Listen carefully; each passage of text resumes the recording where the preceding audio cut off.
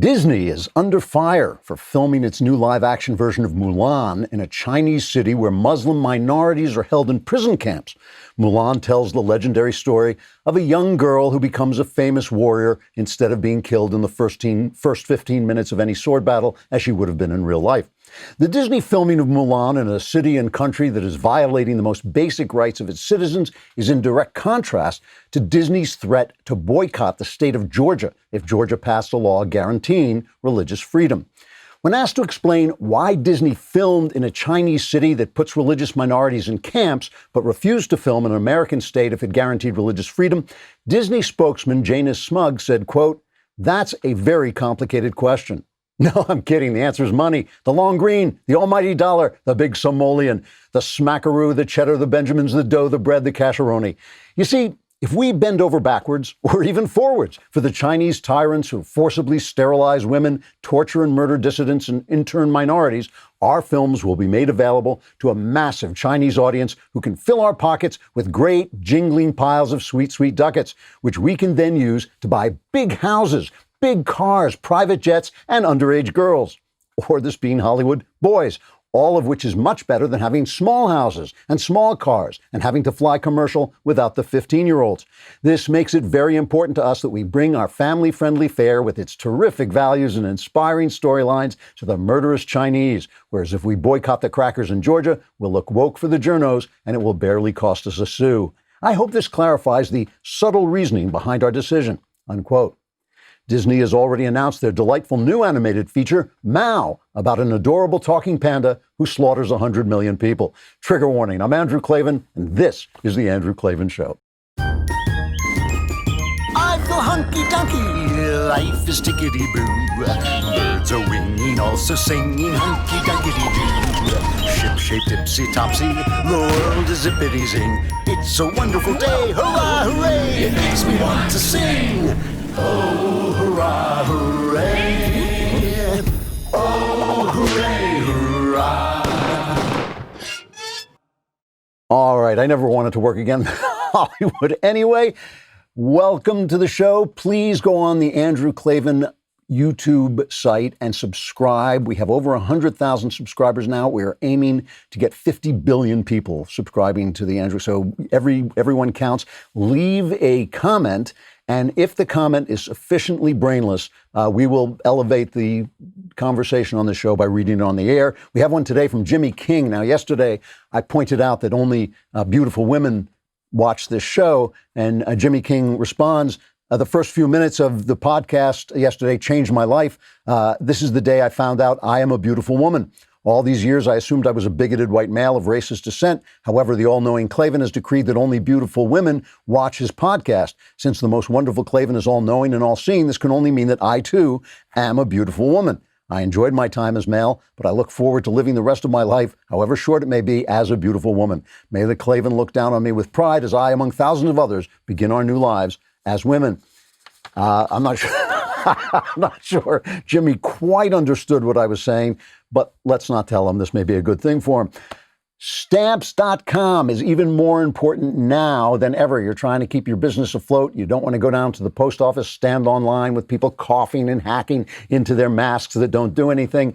You want to be able to get everything you get from the post office, which is a lot of good stuff. You want to be able to get it on your computer. Thousands of small business owners have discovered the benefits of Stamps.com. Just in recent months, they've been able to keep their businesses running and avoid the crowds at the post office, all from their own computers. With Stamps.com, you can print postage on demand and avoid going to the post office, and you'll save money with discounted rates you can't even get at the post office. Stamps.com also offers UPS services with discounts up to 62% and no residential surcharges. Right now, my listeners get a special offer that includes a 4-week trial plus free postage and a digital scale without any long-term commitment. Just go to Stamps.com, click on the microphone at the top of the homepage, and type in Klavan. That's Stamps.com, enter Klavan. And I know you just froze with your hands hovering over the keyboard, going, yes, but how do I spell Klavan? It's Klavan. Yeah, I was just going to say that. The whole thing is there's no E. This is the trick. See, remember, there's the trick. There's no E's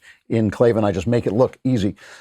So yesterday, I started out talking about the fact that Marxism sucks and that people sell you sucky Marxism by trying to convince you that poverty, slavery, homelessness, and rolling blackouts are all virtuous products of caring, fairness, and equality instead of absolute disasters of bad policy that solve not one single problem. This, however, is not to say that capitalism and even freedom itself are perfect systems. You can have perfect systems or you can have human beings, but you can't have both.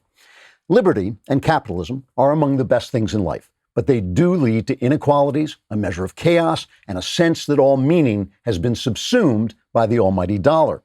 That's why I think conservatives need a new mental approach to problem solving instead of the one we usually go with, which is automatically opposing whatever the left proposes. The other day, I saw this hilarious video by a gay conservative rocker named Ricky Rebel. It showed how Black Lives Matter thugs resorted to riot and violence, whereas Trump supporters fought back with a campy song. Everybody sing M-A-G-A, M-A-G-A. Let them hear our voice, all you girls and boys. Stand up and make some noise. So it made me laugh immoderately to see the mostly peaceful BLM riot met with a mostly straight musical number from the MAGA crowd. It was a reminder that freedom is fun and weird and includes anyone who can take responsibility for himself. I think we'd get a lot more fun a lot quicker if we didn't resist change so automatically as conservatives.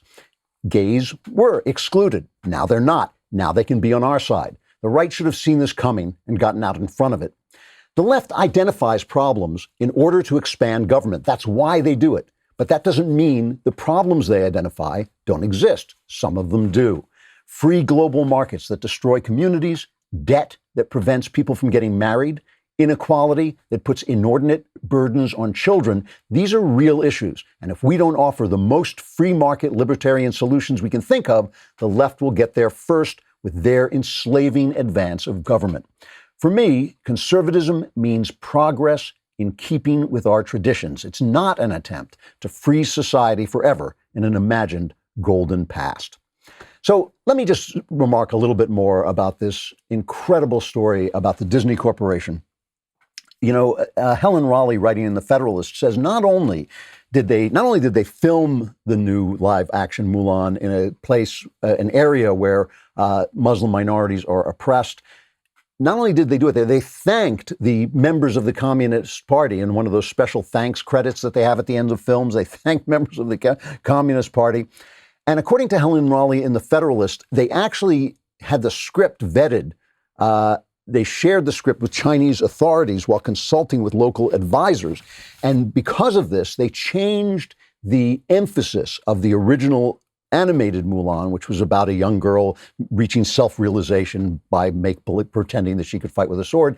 They changed that message into a message of loyalty, family loyalty, loyalty to the state, which of course is what the Chinese love. The Chinese love loyalty. So here are people kowtowing to this slave state, these tyrants, these imperialist tyrants, these tyrants who, even as we speak, are crushing the people of Hong Kong in their efforts to remain a democratic and free people, who are in fact enslaving and interning these Muslim minorities. And these are the same guys who just announced that the Oscar Academy is now going to require inclusion in films before they can name them best films. So now the best film won't be the best film, it'll be the best film with a lot of different colored faces in it. These are the same guys who are lecturing us on morality. It never occurs to them to think, hey, you know what? Maybe we suck. And this is why when these attacks on Trump come, and the attacks on Trump for being what he sometimes is, which is sometimes boorish, sometimes rude, it really kind of bounces off me, because even though I disapprove of that in Trump, I don't think I'm listening to the most saintly people in the world. And really what we should be paying attention to is policy and ideas, not personalities, because all these personalities have a lot to be desired. All right, so, you know, some ideas, this is the thing, you listen to people and people strut around and they pretend that they have something to say and they pretend that they're noble or virtuous. And it really does. Every time I see these rioters, every time I see these BLM or Antifa fascist rioters tormenting people in restaurants or attacking people, I always think to myself, well, why do they consider themselves virtuous? I mean, why don't they understand that they could be the bad guys? And why do they think that they're in some position of higher virtuous vision that they can impose on others? What have they created? What have they done? You can look at George Washington, one of the greatest men in all of history. You can look at George Washington and say, well, he owned slaves. He had a blind spot about his slaves. He truly did. So he was not a virtuous person, as virtuous as we'd like to think, but he did great things. I mean, he did great things with his life. What have these people done? Namely, nothing. They've done nothing. And you look at the idea. So then you say, okay, so you're just as bad as everybody else. Of course you are. We all are. We're all about the same virtue-wise, unless we're truly evil. So why is it that I should listen to your ideas? What is it about your ideas? And some ideas are so bad, you have to wonder what's behind them. You can't really think that someone thinks it's going to be good for civilization to defund the police, to attack the police, to look at crime in a neighborhood and say, well, this is the fault of the police. That can't be right. That can't be a good idea. And so you have to say, well, what is it? What are you really opposed to? And really what they're opposed to is they're opposed to Western civilization. They are. I mean, this is not like me attacking them saying secretly they're opposed to Western civilization. They openly are opposed to Western civilization. And the question is always, what do they plan to replace it with? And when we look at the places they take over and see the graffiti, the rape, the abuse, the tyranny, we understand this is what it is. And so now the police are starting to strike back, and suddenly the left has a case of those goodbye blues. Goodbye blues. Goodbye blues. Lost to loving arms I used to use. Yes, friends, we're broadcasting here from on top of the Klavan Towers. The chief of the Rochester, New York Police Department and two of his deputies, basically the entire command structure of the Rochester, New York Police Department, has resigned. This comes after days of protest and mounting criticism over the death of Daniel Prude, a black man who was high on PCP, and they had to restrain him. He was, again, resisting arrest. And the thing that is stuck in everybody's minds is that they put a mesh hood over his head. And, this is something we should talk about. A lot of people, as a kid, I was in a lot of fistfights. And that doesn't make me an expert on violence. There are people, obviously, who have lived very violent lives. I'm not one of them. But as a kid, I was in a lot of fistfights. And people who have never been anywhere near a fistfight really don't understand what violence looks like and why it looks different in different ways. So, for instance, the police a lot of times will rat pack a guy. They will pile on him, which is actually a safer way of bringing him down than going after him one-on-one with a weapon, where you really have to hurt the guy in order to bring him down. So they swamp the guy and they put a mesh hood over his head. And the reason they do that is he's high, he's crazy, and it keeps him from spitting and biting. So the guys don't get AIDS, they don't get any kind of the disease that he might be transmitting. So that's why they put it on. But later he died. An autopsy said he died of asphyxiation in a setting of physical restraint. He was in the hospital. It was like 7 days later. And acute PCP intoxication. So we have to think that the PCPs had something to do with it. So now, of course, they come out and they're attacking the police chief. They're attacking the police, and there are all these demonstrations. And the chief of police, LaRon Singletary, finally came out and said he'd had it. Okay. And he said, as a man of integrity, this is his resignation letter, I will not sit idly by while outside entities attempt to destroy my character. He doesn't need this. Why does he need to be attacked? As he's giving his life to service, to helping people, and he's being dragged down into the mud. The police union said what is clear is that the problems of leadership go directly to the mayor's office, and the mayor, whose name, she has like a great name. It's like Lovely, what is it? Mayor Lovely Warren. Lovely Mayor Lovely Warren. She came out, and she was obviously in shock. She came out and made this statement. I want to assure our Rochester community that the Rochester Police Department will continue to serve and protect our residents and our neighborhoods. Chief Singletary will remain in charge of the department through the end of the month, and I know that he and the officers will fulfill their duties. We have spoken about maintaining our restraint regarding the ongoing protests and ask all involved to remain peaceful. While the timing and tenor of these resignations is difficult, we have faced tough times before. I truly believe that we will get through this. So that means nothing. We've faced tough times before. This is bad policy again. This is people putting a moral frame on bad policy. She mishandled her police department. She didn't support her police department. And this is a problem we're having in a lot of these Democrat cities. In Dallas, the police chief, Renee Hall, submitted her resignation letter. This is after she was attacked because she took strong measures against George Floyd protesters in Dallas. And so she resigned. And again, Renee Hall is a black woman.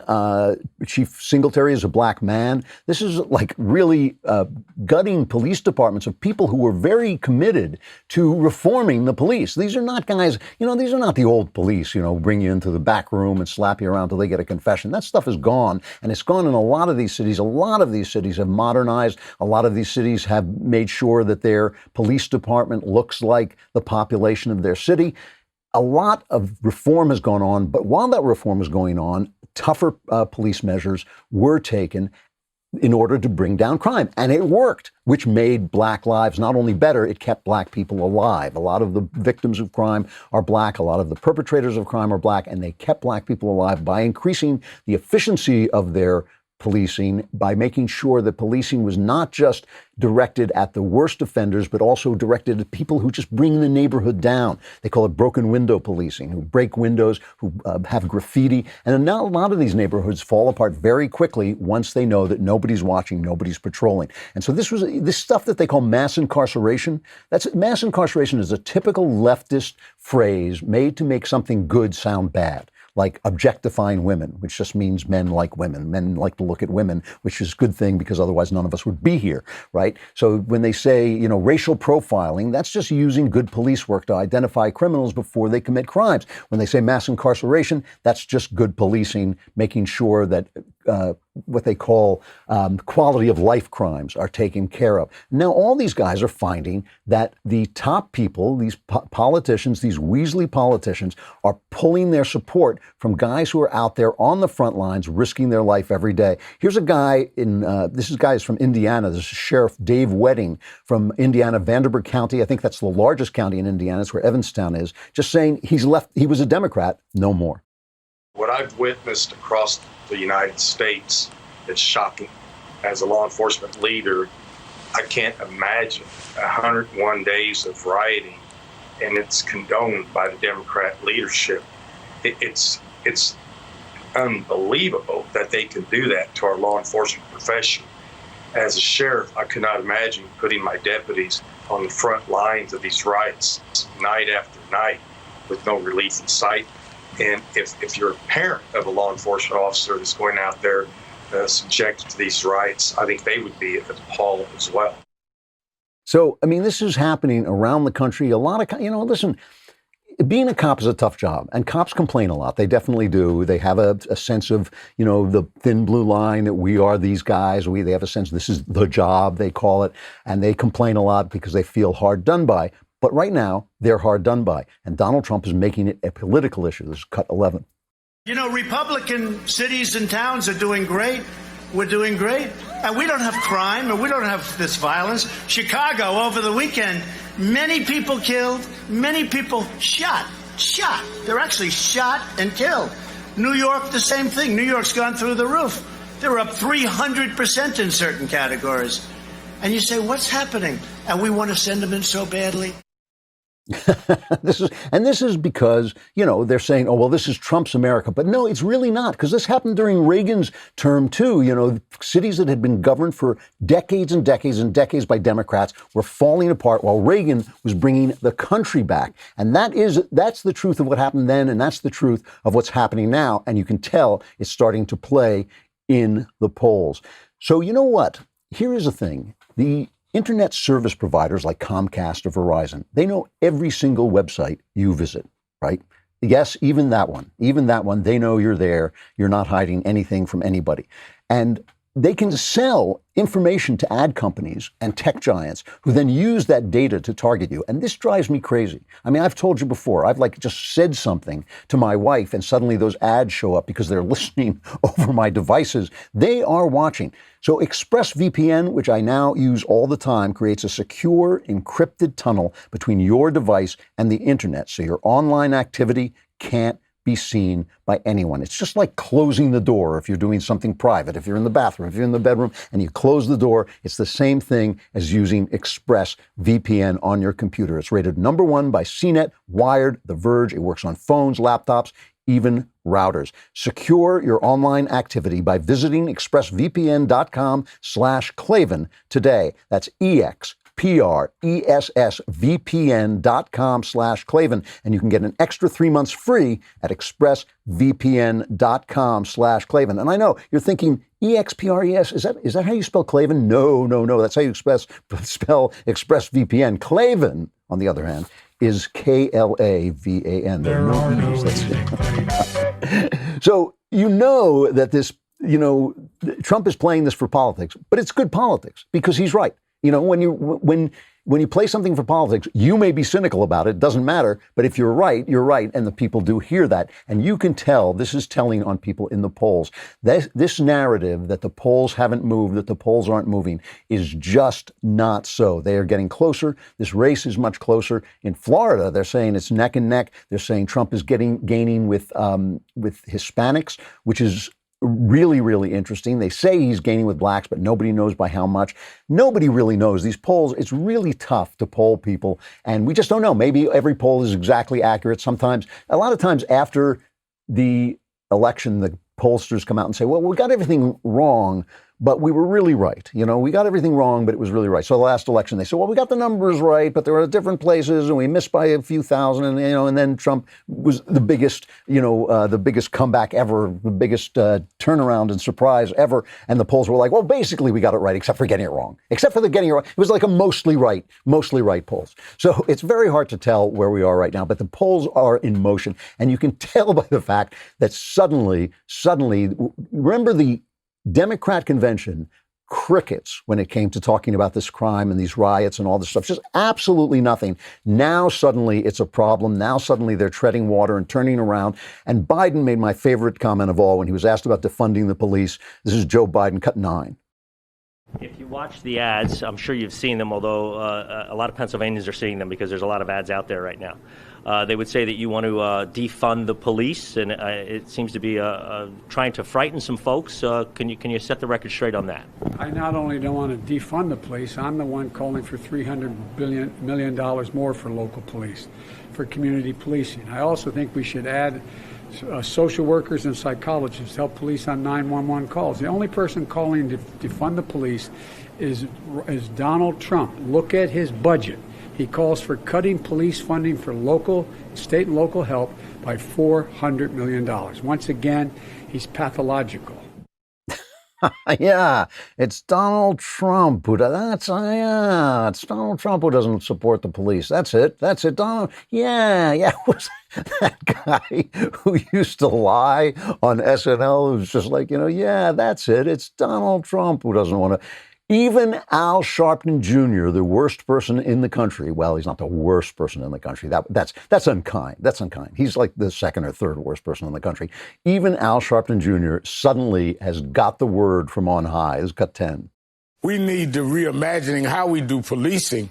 But when you are talking about the fact that, A, we are in the areas where that is inundated with guns, that has this serious problems of our people being given guns that can't even get a summer program.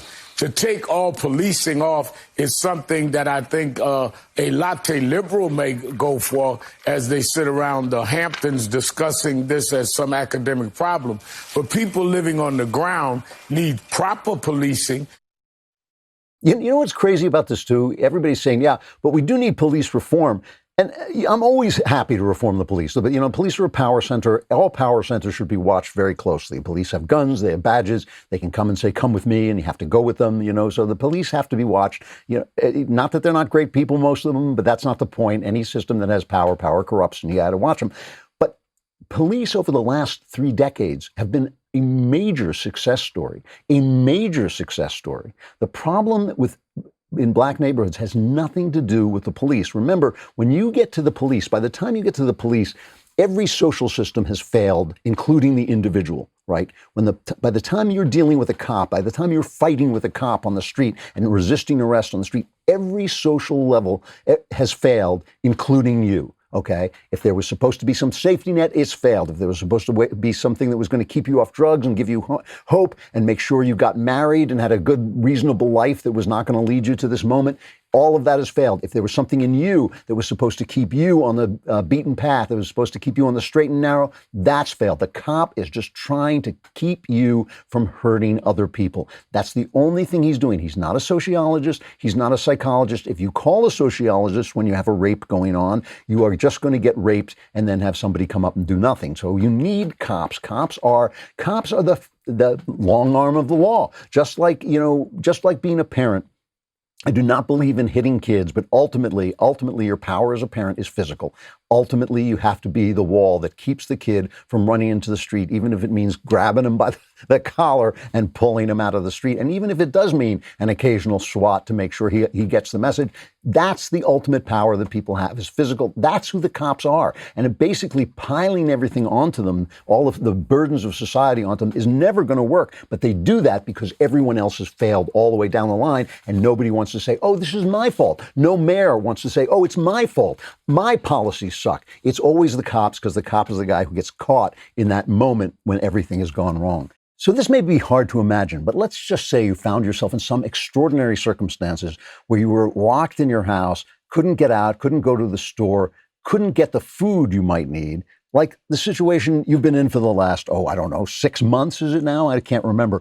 But the thing is, you want to have food on hand, and ReadyWise food can help you. ReadyWise makes lots of stuff. They make emergency meals, freeze-dried fruits and vegetables for convenient on-the-go nutrition, and even new adventure meals for hiking, camping, and other outdoor activities. ReadyWise meals are easy to prepare. You just add water, and they have a very long shelf life, so you can keep them around. You have them when you need them. When government resources are strained, it may be a while before fresh food is available. ReadyWise makes being prepared simple and affordable. Order online and have nutritious meals shipped directly to your doorstep. This week, my listeners can get free shipping at ReadyWise.com when entering Klavan at checkout, or by calling 855-474-4084. ReadyWise has a 90-day, no-questions-asked return policy, so there's no risk taking the initiative to get yourself and your family prepared today. That's ReadyWise, ReadyWise.com, promo code Klavan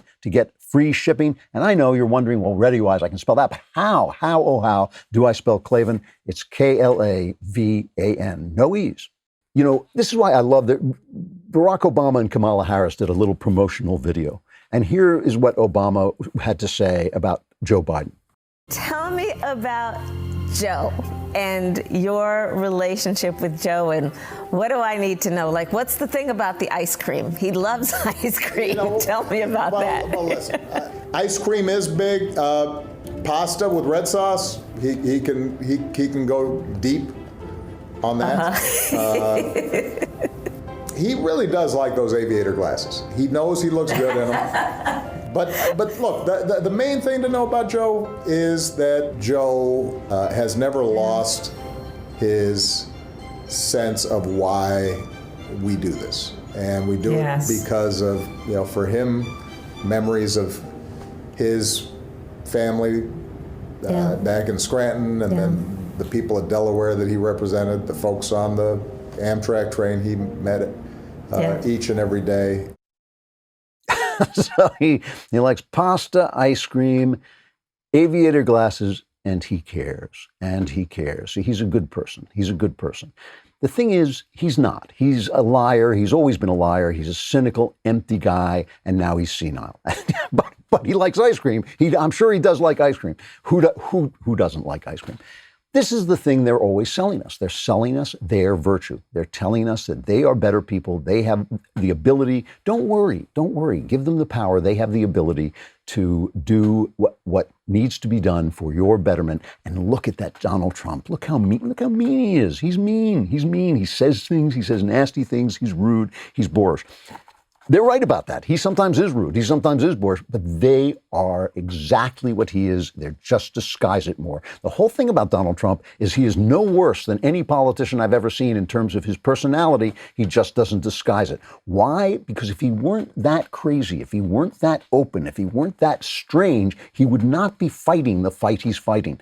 This would have gone on forever. This encroachment of government, this slow encroachment of government, slower under Republicans, faster under Democrats, but constant, would have gone on forever. This globalization, this takeover of our rights, which now has emptied our institutions, would have gone on forever. Donald Trump lanced that boil. He's the stone in their shoe. And that's what they're going after him for. It's always about the ideas underneath. Character counts, but ideas count more because ideas will win the day.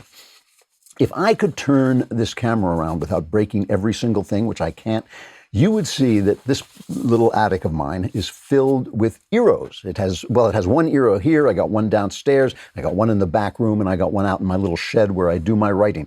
What does it do? It keeps the Wi-Fi strong in all these different outlying places because LA is like the communications capital of the world, so you can't get any communications. You don't get good Wi-Fi service, you don't get good telephone service, but with Eero, you can boost it so you never fall short. You have the Wi-Fi you need. It really is good, and you really can work. I've had them before they were sponsors. I had them a couple of years before they were sponsors. They're really easy to install. You have an app where you can work them. You can check on them. If you get a blackout, if you get one of these rolling blackouts, you can bring them back online very easily. We ask a lot of our Wi-Fi, and Eero can help yours do more. So go to Eero.com/Andrew and enter code Andrew at checkout to get free next day shipping with your order. That's EERO.com/Andrew, code Andrew at checkout to get your Eero delivered with free next day shipping. Eero.com/Andrew, code Andrew. Also, while you're here, we've got the mailbag is coming up. And so this is a good, yes, exactly. You will sound like that in just moments. You will be saying, your spouse will be saying, why do you sound like that? And you'll say, I heard them. This is the Portland Mailbag, spreading wisdom like just 100 days of rioting wisdom.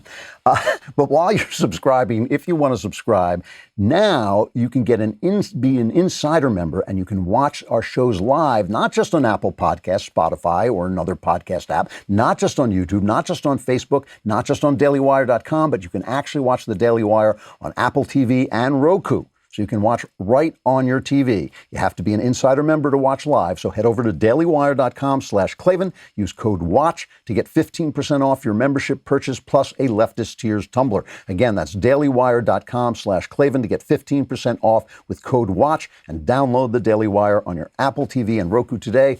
And if you haven't subscribed yet, you can be in next week's mailbag, and then all your problems will be solved then instead of now. But perhaps, who knows, perhaps someone will ask your question and you will be illuminated and you will sound like that screaming girl. All right, mailbag coming up.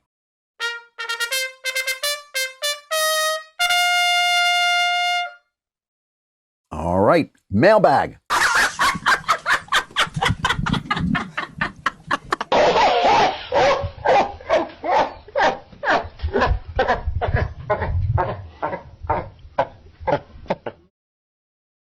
That was Kamala Harris, her laugh, and then her laugh slowed down. And it may be the most, I'm not sure I can go through with the mailbag anymore. I'm too upset. I now have post-traumatic stress syndrome. Somebody should drop a house on her, too. All right, from Lisa, question for Drew, Lord of all things of wisdom. My husband's company has imposed diversity training on all employees, and I'm sure mine will soon. Do you have suggestions for those of us who know what dangerous nonsense this is and would like to push back? I'm 58 and work in a very specialized technical field, so I can't just pick up and move to another company. Should I just play along? Well, here's what I have to say. I do not know what the law says about this, because I feel it is an imposition, and I feel that if it threatens your work, I feel that should be illegal, but I'm not sure. My suggestion would be this: if you can find other people who agree with you, maybe meet with them and see if you can consult a lawyer and find out what your options are, because corporations should not be doing this to people. This stuff, this race training, which is absolutely leftist, absolutely Marxist, absolutely wrong. It's absolutely wrong. And I don't think it helps anything. I think it divides people and makes things worse. And I think it's anti-American, and I think it's racist. So I think we do need to speak up about it. Obviously, I can't say, well, throw away your livelihood, risk everything and ruin your lives. But I do think it behooves us to step up. And especially at this moment, this is the moment they're making their move, they're doing their thing. I think this is a moment when we have to speak up too. So if you can take action, if you can quietly consult an attorney, if you can quietly band together with other people, don't go at it alone if you can help it. But maybe just find out what your rights are. Find out how you can protest. Find out if you can opt out. See if this is something that you can fight at some level where you're not going to be automatically crushed. It's worth doing. It is worth doing.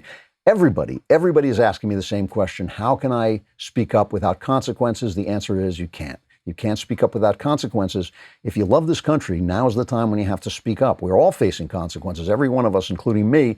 And I think we have to basically face those consequences, or else, who are we? We're just complaining. We're just people complaining. I know a lot of people in Hollywood. I do. I know a lot of conservatives in Hollywood who come over, and you know what they say to me? They say, you should tell people, you should write an article about, you should do this. And I say, well, whoa, wait a minute. What about you? Well, I couldn't do it. No, then I'd never work again, It's not that time anymore. It's now the time where you have to do it. It's now the time where you have to speak up. I'm not telling you to rush into the buzzsaw again, but see what action you can take, because I'm not a lawyer. I don't know the answers to how much power you have in that situation. I know it's uncomfortable. All right, let's have a video question. I think this is Stephen. Is that his name? Hey, Andrew. My name is Stephen. I'm upset by socialist upheaval in America today. I'm scared some kind of socialist uprising could happen. What I don't see is a catalyst that you normally see in those revolutions. Like Batista's genocide in Cuba, the Tsar's negligence and ignorance in Russia, or the massive failings of the Chinese dealing with Japanese imperialism. Our worst cultural problem in America is our entitlement. Us being so sheltered and entitled makes things that are so small, relative to normal socialist catalysts, seem so much worse. Do you think a socialist revolution is possible based on our cultural standings today? Thanks for taking my question. It's a really good question. A lot of people are worried about this. This is obviously the socialists think, yes, they're making their move. I said this months ago. They think this is the time. This is the hour. The lockdowns, the backsliding economy, all of these things. They thought they saw this was their moment. So we have a confluence of circumstances. I mean, if you want to look at a catalyst circumstance, I would say it's the lockdowns and the sudden grinding to a halt of the economy, and the left's pushing to keep the economy closed. That, 15 days to slow the spread would not have brought this on. That was the idea. But once Trump said we should reopen for Easter and didn't stick to that and basically just face down the New York Times and face down, that was before he kind of got a new team on his campaign and he really started to listen. I think he got, personally, this is just a guess, I think he got enclosed in that Washington bubble. So it was a mistake. The left seized on 15 days to slow the spread and turned it into, let's stop the economy until death has been cured, right? And that's what Trump has been fighting against. And he has, with, Fauci telling him he's got to do it and all these people just living off fear. I mean, if you read the New York Times, it's just like it's like a crazy old lady screaming, we're all going to die. That's what the New York Times is. And the mishandling of all that. So there is this circumstance. This is the moment that they have seized. I believe, oh, by the way, and it's exacerbated by the fact that a lot of this race theory that is just socialism in disguise has moved up into the corporate levels because they don't care. They don't care what they're doing. They're not going to be affected by it at all. They're so rich, they don't care what happens. And they think it makes them look good, and they think it keeps their audience happy. We're going to find out. We're going to find out about that. I think they've made a mistake. I think they missed their moment. I think their moment might have been, if they had just kept quiet, kept it the slow boil going for another 20 years, they might have pulled this off. I think they goofed. And I think they may get Donald Trump reelected in a big way. I can't promise you that. I don't know the future any more than anyone else. But I think this reminds me, after the French Revolution became a nightmare, just led to terror and murder and world war, after that happened, and everybody was kind of shocked. There was this year, I think, I want to say 1846, I believe that was the year, when suddenly there were revolutions all over Europe. And they rose up, and for a moment they looked like they were successful, and then finally the conservatives got their act together and tamped them down. And that's what this reminds me of. It reminds me of a reflux of the failed revolution of the 1960s, and it's taken conservatives a bit of a moment of shock to see if they can fight back. A lot of people, like the last questioner, saying, well, what do? I don't want to lose my job. I don't want to do. But I think eventually people will start to strike back. I think what the cops are saying is striking back. And if the voters come out and say, you know what, we're voting for Trump, and you guys go to hell, I think that will have a big effect. People say, well, if Trump wins, there'll be more riots. I think there will a little bit, but then the Democrats are going to say, this is killing our party, and they'll bring it to a halt. So that's my guess. Nobody knows the future, but that is my guess. From Talon, a dear master of the true, the good, and the bald. I've heard you mention on your show Jane Austen. As a fan myself, I want to know what your opinion is, both as a man and as a writer, of her works and writing style. Also, can you explain how people interpret Austen's books as feminist? When I read her books, I do not come to this conclusion. Thank you. Well, I've said this many times. I think Jane Austen is the only great female novelist. Now, when I say that, people mistake me. I don't mean she's the only female novelist to ever have written a great novel. Jane Eyre is a great novel. Wuthering Heights is a great novel. One of the best novelists working today is Donna Tartt. I don't think she's written a great novel yet, but she's certainly a very fine novelist. There are plenty of good women novelists. But when I use the word great, I'm talking about a handful of men and Jane Austen. That's what I'm talking about. I'm talking about Tolstoy. I'm talking about Dostoevsky, Dickens, maybe Trollope. I'm talking about the very, very top level of novelists who, when you go to them, you want to read all their work because all of it is great at some level. And Jane Austen is one of them. Feminism means nothing at this point. I mean, it kind of has this idea that women are put upon, but they should be strong, but they should be mothers, but they should not be. It's such a babbling fountain of discontent and stupidity that who knows why they call Jane Austen feminist. What she is great. She is a great, great novelist. And the reason she's great, in my opinion, is because she understands the lives of women in her time with a kind of completeness that no one else writes about. She understands, a lot of times when they film her, they emphasize the romantic aspect of it because that's what brings people into movie theaters. Or they, the cute outfits. Everybody loves those reasons she dresses, including me. They're very lovely. So they emphasize that. Or they'll do one that's a little bit rad and they'll emphasize the sexuality of it or the economics of it. But Jane Austen got all of that. She understood how personality plays into things. She understood how personality and values play into things. She is an incredibly ethical writer. She's a writer. She writes about virtue. She writes about how virtue is personified usually in naval officers. She writes about how virtue is personified in women, how women are dealing with a situation in which their lives depend on marriage a lot of times, and they have to work in that system of marriage. They still have to work to have a satisfying spiritual love relationship, but also a relationship that will help them be supported and live well. And she shows the price of selling out any part of that. And it's just a vivid and complete picture of a civilization. I think she is, again, just one of the greatest and earliest of the truly great British novelists. And I think that, like all the great novelists, every one of her books is worth reading at some level, though I am partial to Pride and Prejudice and Emma and Sense and Sensibility. I think she's just absolutely terrific. And what is amazing about her is she hits at some level on something about love and marriage, especially for women, that is primal, while at the same time putting it in this beautiful vision of her time. She's just absolutely terrific. Let's do one more. From Michael, I fell in love a few years ago with the strangest woman I have ever met in my life, which is par for the course for every friend I've ever made.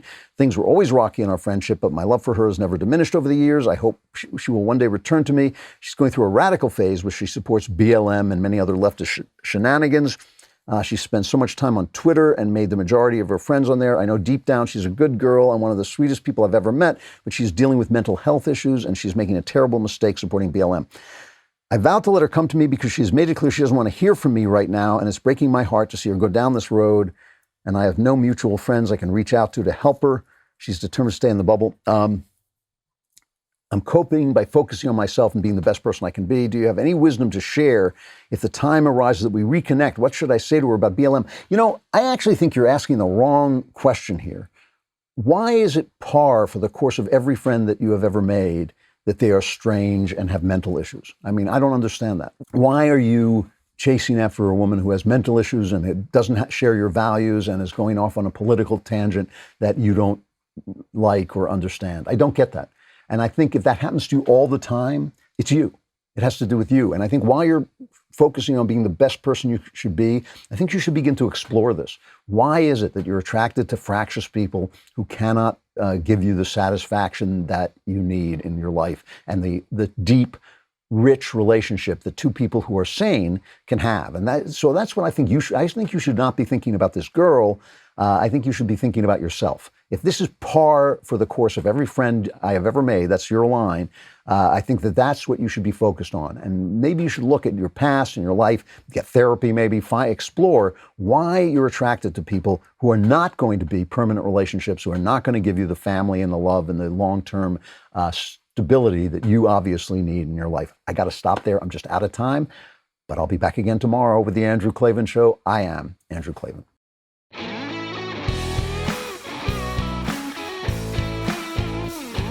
The Andrew Klavan Show is produced by Robert Sterling. Executive producer, Jeremy Boring.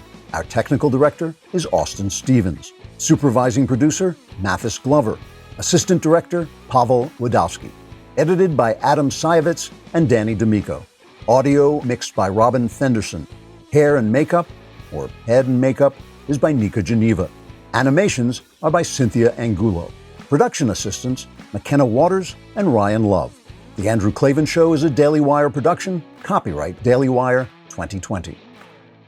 If you prefer facts over feelings, aren't offended by the brutal truth, and you can still laugh at the insanity filling our national news cycle, well, tune in to The Ben Shapiro Show. We'll get a whole lot of that and much more. See you there.